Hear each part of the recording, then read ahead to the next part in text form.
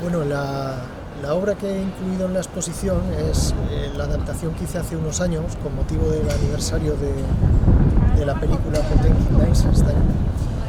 Y se incluye aquí porque fue la que me pidió Jorge, el comisario, porque la exposición requería de cómics en diálogo con otras disciplinas artísticas o con ciertos aspectos del mundo del arte, y de mis últimos trabajos este era el que más se adecuaba.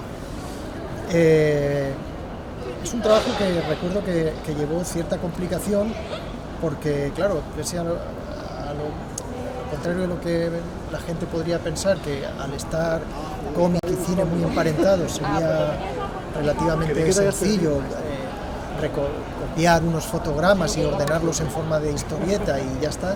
Bueno, es pelín más complicado que eso, ¿no? Porque se trata de...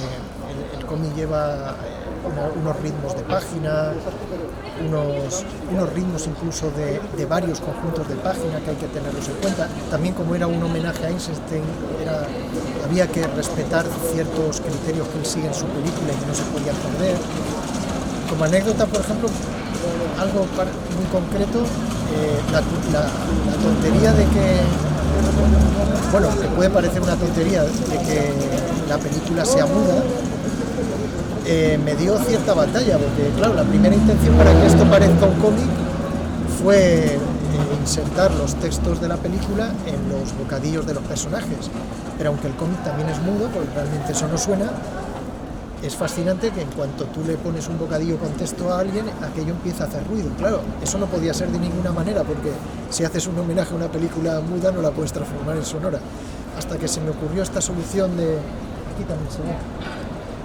Solamente hacer un bocadillo como de indicación del personaje que habla y luego poner las cartelas con los textos igual que aparecen en la película, en estas cartelas negras, ¿no?